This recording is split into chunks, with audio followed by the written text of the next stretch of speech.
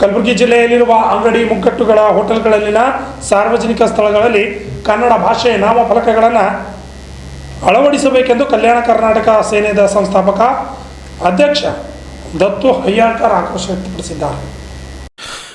ಕಲಬುರಗಿ ನಗರದಲ್ಲಿನ ಸಮಸ್ಯೆಗಳ ಕುರಿತು ಮತ್ತು ಕನ್ನಡದಲ್ಲಿ ನಾಮಫಲಕ ಹಾಕುವುದರ ಕುರಿತು ಶಾಸಕರು ಸಚಿವರಿಗೆ ಅಧಿಕಾರಿಗಳಿಗೆ ಪತ್ರ ನೀಡಿದ್ದೇವೆ. ಆದರೆ ಅದ್ಯಾವುದು ಇಲ್ಲಿಯವರೆಗೆ ಯಾವುದೇ ಪ್ರಯೋಜನವಾಗಲಿಲ್ಲ. ಒಂದು ವೇಳೆ ಸೆಪ್ಟೆಂಬರ್ 17ರ ಒಳಗಾಗಿ ಅಂಗಡಿ ಮುಗ್ಗಟ್ಟುಗಳು ಹೋಟೆಲ್ಗಳಲ್ಲಿ ಸಾರ್ವಜನಿಕ ಸ್ಥಳದಲ್ಲಿ ಕನ್ನಡ ಭಾಷೆ 60% ನಾಮಫಲಕಗಳು ಆಗದಿದ್ದರೆ ಮುಖ್ಯಮಂತ್ರಿಗಳ ಕಾರಿಗೆ ಮುತ್ತಿಗೆ ಹಾಕುತ್ತೇವೆಂದು ತಮ್ಮ ಗಮನಕ್ಕೆ ತರುತ್ತಿದ್ದೇವೆ. ಪ್ರತಿ ಸಲ ಮುಖ್ಯಮಂತ್ರಿಗಳು ಇಲ್ಲಿ ಬಂದಾಗ ಸ್ಥಳೀಯ ಶಾಸಕರು, ಸಚಿವರು, ಮುಖಂಡರು ಅವರ ಸುತ್ತಮುತ್ತಲೂ ಇರುವುದಕ್ಕೆ ಅವಕಾಶ ಮಾಡಿಕೊಟ್ರೆ ನಾವು ಹೋರಾಟಗಾರರೇ ಇಲ್ಲಿನ ಸಮಸ್ಯೆ ಕುರಿತು ಚರ್ಚಿಸಲು ಅವಕಾಶ ಸಿಗೋದು ಯಾವಾಗ, ಅವರು ಇಲ್ಲಿನ ಸಮಸ್ಯೆ ಅರಿಯುವುದು ಯಾವಾಗ, ಕೆಲಸ ಆಗುವುದು ಯಾವಾಗ ಎಂದು ಕಲ್ಯಾಣ ಕರ್ನಾಟಕ ಸೇನೆ ಸಂಸ್ಥಾಪಕ ಅಧ್ಯಕ್ಷ ದತ್ತು ಹಯ್ಯಾಳ್ಕರ್ ಆಕ್ರೋಶ ವ್ಯಕ್ತಪಡಿಸಿದ್ದಾರೆ. Bureau report RJ32 Kannada news, Kalaburagi.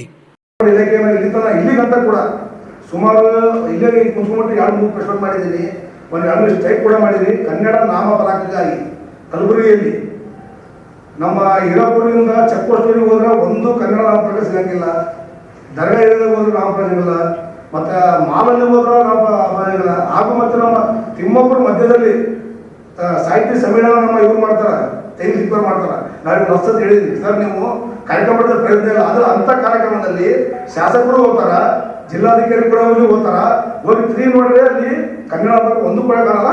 ನೀವು ಕನ್ನಡ ಅಂತ ಬಡ್ದಾಡ್ತಾರೆ, ಕನ್ನಡ ಕಾರ್ಯಕ್ರಮ ಮಾಡಲೆಂದು ಕನ್ನಡ ನೀವು ನಾಮಫಲಕ ಬದಲಾವಣೆ ಆಗಲ್ಲ. ದಯವಿಟ್ಟು ಇಲ್ಲಿ ನಾನು ಒಂದು 2-3 ಸತಿ ಇಲ್ಲಿ ಸುದ್ದಿಗೋಷ್ಠಿನೂ ಮಾಡಿದೀವಿ, ಮತ್ತೆ ಕರಿ ಮಸಿ ಬಡಿ ಅಂತ ಕೂಡ ಕೆಲಸ ಮಾಡಿದ್ವಿ ಅದ್ರ ಬಗ್ಗೆ, ಮತ್ತೆ ಸ್ಟ್ರೈಕ್ ಕೂಡ ಮಾಡಿದ್ವಿ. ಮಾನ್ಯ ನಮ್ಮ ಜಿಲ್ಲಾ ಉಸ್ತುವಾರಿ ಮಿನಿಸ್ಟರ್ ಪ್ರಿಯಾಂಕ ಸರ್ ಕೂಡ 2 ಸತಿ 3 ಸತಿ ಬರ್ತೀನಿ ನಾನು. ಮತ್ತೆ ಇದೇ ಜಿಲ್ಲಾಧಿಕಾರಿ ಮನೆ ಕುಂತಿಗೆ ಕೂಡ ಹೇಳಿದ್ದೀನಿ.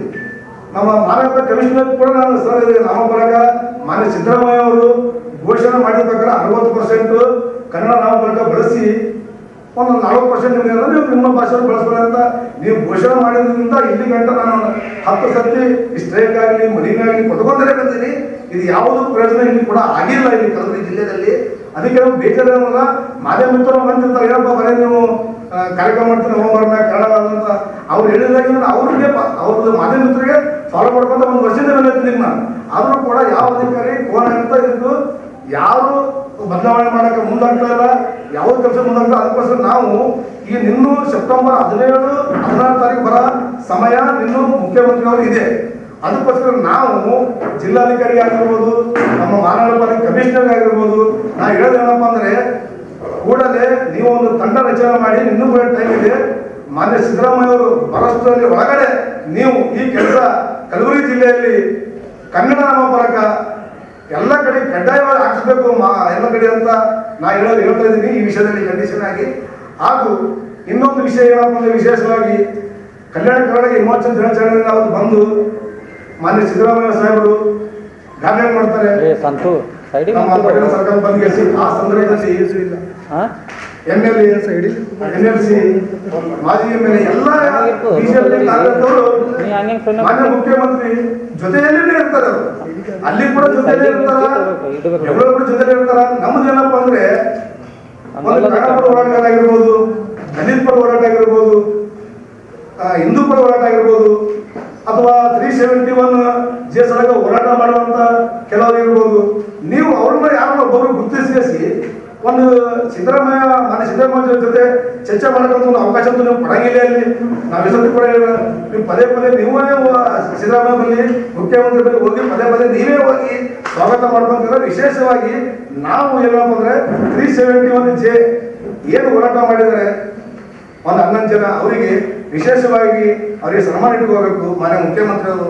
ನೀವು ಬಂದು 5 ಗ್ಯಾರಂಟಿಗೋಸ್ಕರ ನಾ ಅದನ್ನು ಮಾಡೀನಿ, ನಾ ಇದನ್ನು ಮಾಡೀನಿ, ನಾ ಇಲ್ಲಿ ಬಜೆಟ್ ಹಾಕೀನಿ, ಅದಕ್ಕಿಂತ ಹೇಳೋಕ್ಕಿಂತ ಮುಂಚೆ ಕಲಬುರಗಿ ಬಂದಾಗ ಹೋರಾಟಗಾರರಿಗೆ ಪ್ರತಿಯೊಂದು ಹೋರಾಟಗಾರರಿಗೆ ನೀವು ಏನು ಒಂದು ವಿಶೇಷ ಗೌರವ ಸನ್ಮಾನ ಮಾಡಿದ್ರೆ ಅಥವಾ ಅವ್ರಿಗೆ ಏನಾದರೂ ಒಂದು ಕಾಣಿಕೆ ಏನಾದ್ರು ಗೌರವ ಏನೋ ಕೊಟ್ಟಿದ್ರೆ ಅಥವಾ ಈ ಥರ ಯಾವುದು ನೀವು ಮಾಡಿಲ್ಲ.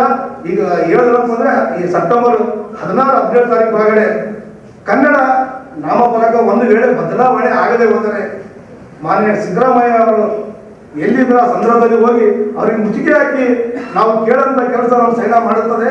ಹಾಗೂ ಪರದೇಶದಿಂದ ಬೇರೆ ರಾಜ್ಯದಿಂದ ಇಲ್ಲಿ ನಮ್ಮ ದೇಶ ಕಲೆ ಮಂಟಪಕ್ಕೆ ಎಕ್ಸಿಬಿಷನ್ ಬಂದಿದೆ, 2 ಸತಿ 1 ಸತಿ ಬಂದಿತ್ತು. ನಿನ್ನೆ ಬಿಟ್ಟು ಮೊನ್ನೆ ಸುದ್ದಿ ಬಂದಿತ್ತು. ಅಲ್ಲಿ ರೆಂಟ್ ಕೊಡ್ತಾರಲ್ಲಿ, ರೆಂಟ್ ಕೊಟ್ಟಾಗ ಹೊರಗಡೆ ನಮ್ಮ ಕನ್ನಡ ನಾಮಫಲಕ ಟೋಟ್ಲಿ ಇರಂಗಿಲ್ಲ, ಬಟ್ ಆ ಮಂದಿ ಕನ್ನಡನೂ ಬರಂಗಿಲ್ಲ. ನಾವು ಹೇಳಿದೀವರಿಗೆ ಒಂದ್ಸತಿ ನಾವು ಹೇಳುವಾಗ ನಮ್ಮವರೇ ನಮ್ಮ ಮೇಲೆ ದಪ್ಪಳಿಗೆ ಮಾಡಕ್ಕೆ ಬರ್ತಾರ ಅಂದ್ರೆ ನಾವಿದ್ರು ನಮ್ಮ ಕನ್ನಡ ಯಾಕಷ್ಟು ನೀವು ಡಿಲೇ ಮಾಡಕತ್ತೀರಿ? ನಾವು ಒಂದು ರೇಟ್ ಕೊಡ್ಬೇಕಪ್ಪ ಅಂದ್ರೆ ಅವ್ರಿಗೆ ಹೇಳ್ಬೇಕು, ನಾವು ಕಂಡೀಷನ್ ಮಾಡಿ ನೋಡ್ರಿ ಇಲ್ಲಿ ಕನ್ನಡ ನಾಮಫಲಕ ಹಾಕ್ಬೇಕು, ಹೊರಗಡೆ ನೀವು ಇಂಗ್ಲಿಷ್ ಬೇರೆ ಬೇರೆ ಭಾಷೆ ಬಳಸಂಗಿಲ್ಲ ಅಂತ ಹೇಳ್ಬೇಕು. ಅದಕ್ಕೋಸ್ಕರ ನಾವು ದೊಡ್ಡ ಹೋರಾಟ ಆಯ್ತು. ನಿನ್ನೆ ಕೂಡ ದೊಡ್ಡ ಹೋರಾಟ ಆಯ್ತು. ಒಂದು ಬೇರೆ ದೇಶದಿಂದ ಬಂದು ಕನ್ನಡಿಗರಿಗೆ ದಪ್ಪಳಿಕೆ ಮಾಡ್ತಾರೆ ಇವ್ರು. ನಾನು ನನಗೆ ನಾನು ಒಂದು ಒಡೆಯ ರೀತಿ ನಮ್ಮಲ್ಲಿ ವಿಡಿಯೋ ಪಡೆಯಿದೆ ನನ್ನ ದೋಸ್ತನಲ್ಲಿ ಏನ ಆ ರೀತಿ ನಾನು ಮೊನ್ನೆ ಎಲ್ಲ ಹೋಗಿ ಕನ್ನಡ ನಾಮಫಲಕ ಇಂಗ್ಲಿಷ್ ನಾಮಫಲಕ ತೆಗಿಸಿ ಕನ್ನಡ ನಾಮಫಲಕ ಹಾಕಿಸಿ ಎಲ್ಲ ಕಮಿಷನರ್ ಅಲ್ಲಿಂದ ಒಂದು ಏನು ವಿಷಯ ಏನಪ್ಪ ಅಂದ್ರೆ ಇವರು ಮಹಾನಗರ ಪಾಲಿಕೆಯಿಂದ ಕಮಿಷನರ್ದಲ್ಲಿ ಪರ್ಮಿಷನ್ ತಗೊಂಗಿಲ್ಲ ಇವರು, ಮತ್ತೆ ಇಲ್ಲಿನವರು ತಗೊಂಡು ಕೂಡ ಹೇಳಂಗಿಲ್ಲ. ಯಾಕಂದ್ರೆ ನಾವು ಕನ್ನಡ ಏನಾಗಿದೆ ಇವ್ರಿಗೆ ಕೂಡ ನಮ್ಮವರೇ ಕೂತು ಕಳಿಸ್ತಾ ಇದ್ರು ಅಂತ ನನಗೆ ಅನಿಸ್ತದೆ. ಅದಕ್ಕೆ ದಯವಿಟ್ಟು ಮಾನ್ಯ ಜಿಲ್ಲಾಧಿಕಾರಿ ಪ್ರಿಯಾಂಕ ಸಾಹೇಬ್ರಿಗೆ ನನ್ನ ವಿನಂತಿ ಏನಪ್ಪ ಅಂದ್ರೆ ದಯವಿಟ್ಟು ಸೆಪ್ಟೆಂಬರ್ 17 ಒಳಗೆ ಮಾನ್ಯ ಮುಖ್ಯಮಂತ್ರಿ ಸಾಹೇಬ್ ಬರೋವರೆಗೆ ಒಳಗಡೆ ನೀವೆಲ್ಲ ಬದಲಾವಣೆ ಮಾಡದೇ ಹೋದ್ರೆ ನಾಳೆ ಒಂದು ತಂಡ ರಚನೆ ಮಾಡಿ ಮುಂದೆ ಬೇರೆ ಏನೋ ಒಂದು ಸಿದ್ಧತೆಯಾಗಿ ಕೆಲಸ ಮಾಡಬೇಕಾಗುತ್ತೆ.